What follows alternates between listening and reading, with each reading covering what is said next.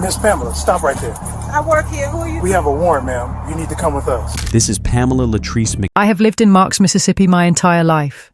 74 years. Same county, same streets, same city hall on Pecan Street that my mother took me to as a little girl when she needed to pay a bill or sort out some paperwork. I know this town. I know its people. And for 31 years, on the 7th of every month, I walked down to that office and paid my water bill in cash. Never missed a month. Never once. So when that shut-off notice came in March of 2021, when that envelope said I owed $218 in back payments for 4 months, I knew I had paid. I didn't panic. I went to my kitchen drawer and I pulled out my receipts.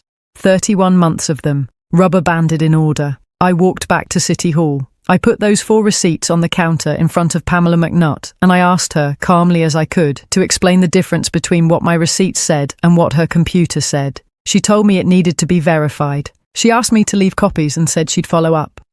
I left my originals, and then I walked down the hall to the mayor's office.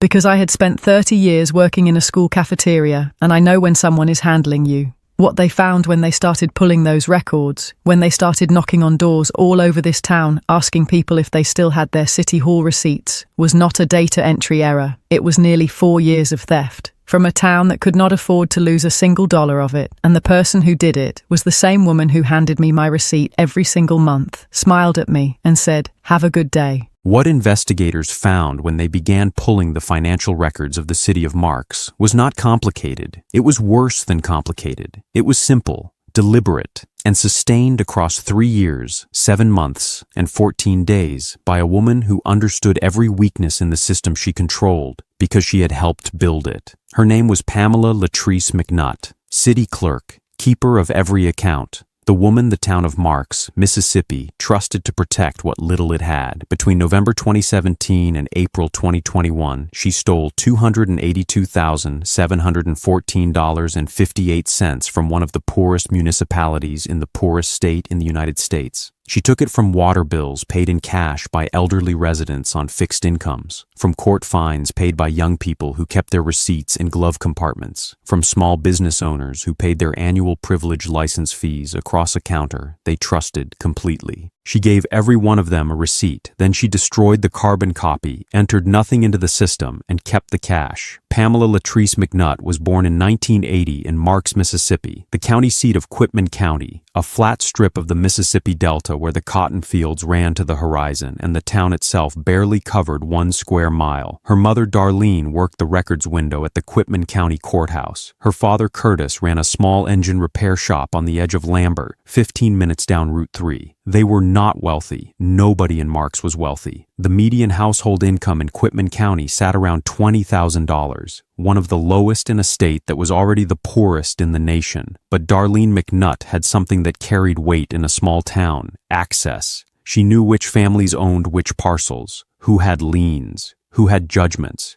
who owed the county, and who the county owed. She stamped documents. She filed records. And in a community this size, the person behind the government counter held more quiet power than most people understood. Pamela watched her mother work that window for years. She understood early that paper was power in a small town, that whoever controlled the records controlled the conversation. She graduated Quitman County High School in 1998, earned an associate's degree in business administration from Coahoma Community College in 2001, came back to Marks, not because there was nothing else, but because Marks was where she knew how things worked. She took a job as a bank teller at First Security Bank on the Marks Square. $8.75 an hour. Her drawer never came up short. Her branch manager wrote in her annual review that she was one of the most detail-oriented tellers on staff and consistently demonstrated the accuracy and discretion the position demands. In 2005, the city of Marks posted an opening for deputy clerk, starting salary $26,000. Pamela applied. Was hired within a week. The sitting city clerk told the board of aldermen at the hiring meeting, "She knows numbers. She knows this community, and she knows how a government office runs." She was right on all 3 counts.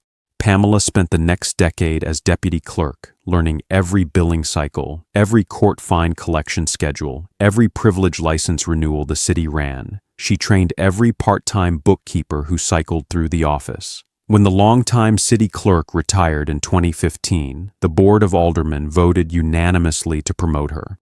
Her evaluation that year: reliable, meticulous with the books, knows every family on every water bill.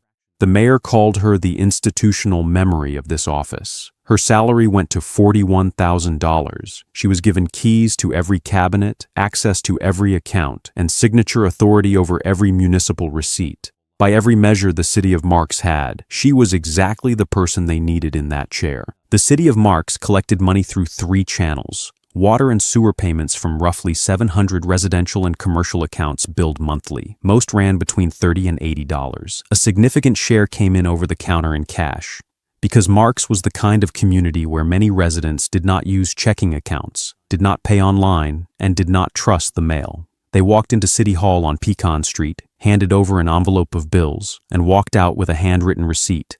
Municipal court fines, traffic violations, code citations, paid at the clerk's window, again frequently in cash, and annual privilege license fees from small businesses operating within city limits, restaurants, repair shops, small retailers, each paid at the clerk's counter. The weakness was structural and had existed long before Pamela McNutt arrived. She was the only person who processed counter payments, entered them into the billing system, prepared the daily cash reconciliation, and made the bank deposit. No cosigner requirement, no second employee who pulled the receipt book at close and matched it against the ledger. The city's financial software was outdated and logged entries only as they were manually keyed in by the person at the clerk's terminal. Every payment that walked through the door at 340 Pecan Street was processed, or not processed, entirely at Pamela McNutt's discretion. The annual audit was a scheduled exercise. Auditors reviewed what the ledger showed. Nobody verified whether what the ledger showed matched what had actually come in the door. Nobody except Pamela knew that answer. The first time Pamela McNutt pocketed city money, investigators later determined, was November 2017, a Tuesday morning. A woman named Celestine Odom, 63 years old, retired, living alone on Magnolia Street on a fixed income, walked into City Hall and paid her water bill, $61.40 in cash. Pamela wrote her a receipt. Celestine folded it into her purse and walked back out into the pale November light. The $61.40 never made it into the city's account. The method was not complicated. It didn't need to be. Pamela wrote the receipt by hand from a duplicate carbon copy receipt book. The city still used physical books for cash transactions. She handed the customer the top copy. She tore out the carbon. She destroyed it. She made no ledger entry. As far as the city's records were concerned, Celestine Odom had not paid. As far as Celestine Odom was concerned, she had a receipt that said otherwise. In the beginning, Pamela was selective. A cash payment here, a court fine there. Small amounts, $30, $40, $60 at a time. The kind of gap that looked like a rounding error in a small city ledger. Checks she processed cleanly. Money orders she processed cleanly. Only cash disappeared. Untraceable, handwritten, deposited by her alone. By 2018, the pattern had settled into something deliberate. She was skimming across all 3 revenue streams: a $200 traffic fine paid by a young man cited for speeding on Highway 322, gone; a $340 annual license fee from a small automotive shop on Main Street,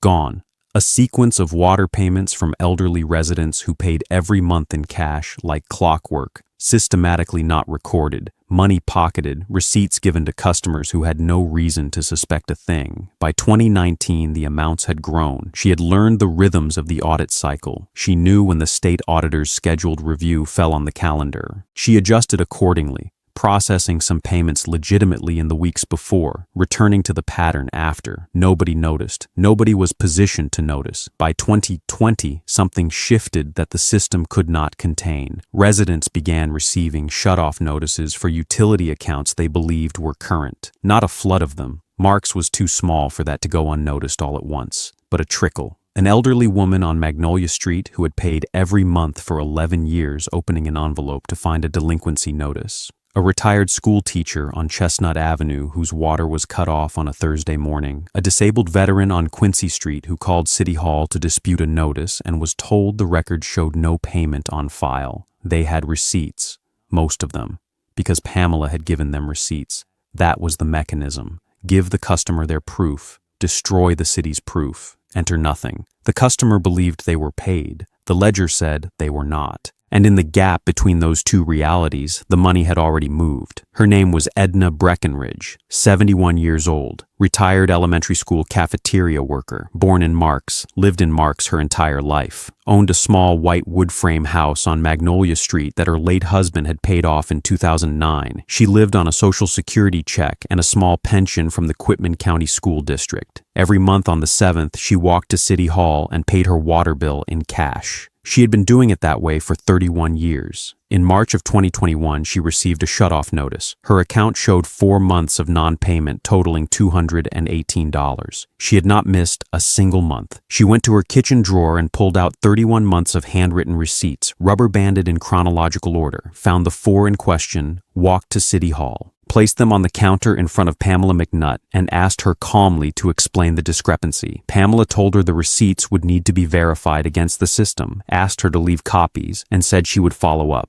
Edna left the originals, and then walked directly down the hall to the mayor's office. Mayor Calvin Dupree pulled the ledger. Edna's account showed 4 months of non-payment. The receipts she held showed the opposite. He asked to see the cash reconciliation records for the months in question. The deposits did not match what the receipt book should have produced. He asked Pamela for an explanation. Pamela told him there had likely been a data entry error. She would sort it out. She did not sort it out. She submitted her resignation the following week, citing personal family matters, effective April 30th, 2021. Mayor Dupree referred the discrepancy to the Mississippi Office of the State Auditor. The audit did not stop because the clerk had left. If anything, it accelerated. State auditor investigators did not begin with Edna Breckenridge's 4 receipts. They began with every receipt they could find. They knocked on doors across Marks. They sat at kitchen tables. They asked a simple question. Do you have your City Hall receipts? An astonishing number of residents did. Small-town people who kept their paperwork in shoeboxes and kitchen drawers, in manila envelopes tucked into junk drawers, in the back pockets of old purses they had never thrown away. The receipts did not match the ledger, not by a little, by a pattern, systematic, consistent, expanding, that stretched all the way back to November of 2017. Investigators built a spreadsheet. On one side, every cash payment corroborated by a resident receipt. On the other, every corresponding ledger entry in the city's billing system. The gaps populated column after column. Water payments with no corresponding deposit. Court fines collected but never logged. Privilege license fees received and never recorded. When the spreadsheet was complete, investigators had documented a discrepancy of $282,714.58 across the full period of McNutt's tenure as city clerk. They cross-referenced her personal bank account deposits against the identified gaps. The timing of large deposits into her personal accounts aligned consistently with periods of elevated cash shortfall at City Hall. And then there were the text messages. February 14th, 2020, a family member asking about a large cash transfer. Don't worry about it. I'll handle it this month. Pam, that's too much. Where is that coming from? Don't ask me that. Okay, I'm not asking. Good. A former part-time bookkeeper named Rosetta Haynes, who had worked in the clerk's office between 2018 and 2019, gave a recorded statement. She told investigators that Pamela had on multiple occasions insisted on handling counter cash alone on busy days, telling Haynes to work on filing or the back computer terminal instead. She said at the time she thought nothing of it. Pamela was the city clerk. It was her counter.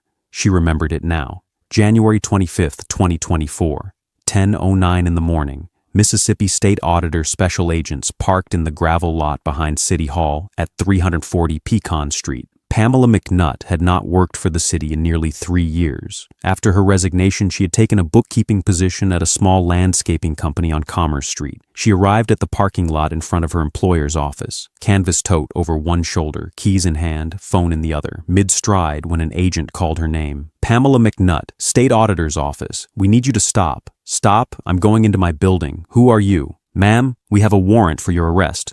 A warrant for what? You need to go through the appropriate channels. I haven't worked for the city in 3 years.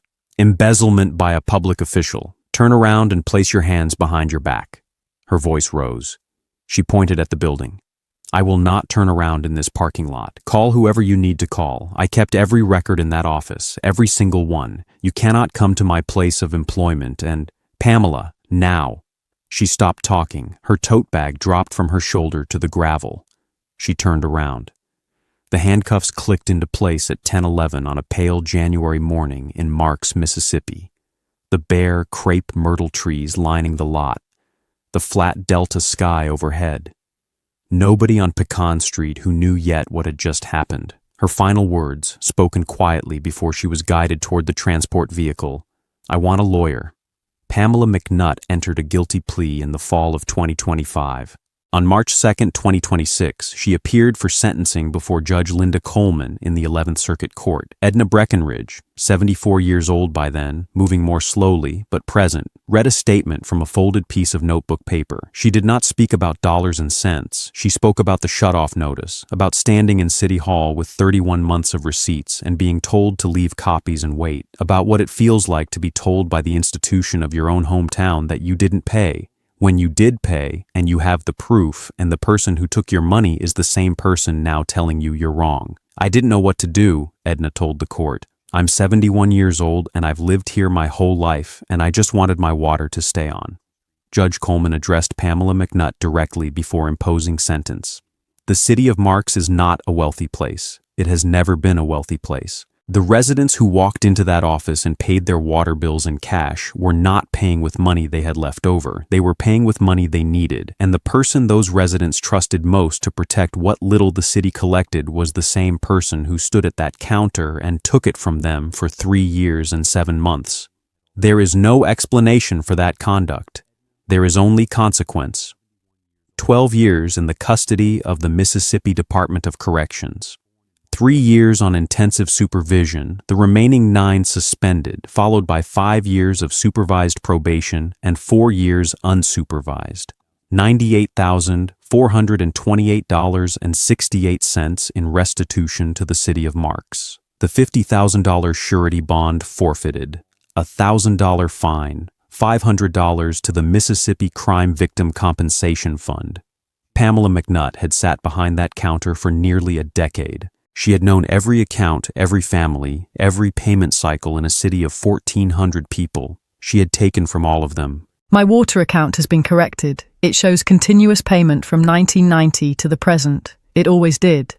The record was always right. It was the ledger that was wrong, because someone was changing it. I think about the other people in this town who got those notices. The ones who didn't have their receipts, because why would you keep 31 months of water bill receipts? You trust the city, you trust the person sitting at that counter, you trust that when you hand over your cash and they hand you a receipt, that's the end of it. Some of them probably paid twice, because they got a shut-off notice and they didn't have proof and they just paid again rather than fight it. Some of them probably had their water cut off and couldn't get it turned back on fast enough and did without. In a town like Marks, in a county like Quitman, doing without is not a small thing. These are people on fixed incomes, people who count their dollars, people who made it to the 7th of every month and paid what they owed to the city that was supposed to serve them. And she stood at that counter for 3 years and 7 months and took it from them, 12 years. Some people said that wasn't enough. I don't know what enough looks like for something like this. I just know that my account is corrected and that I kept my receipts and that it mattered.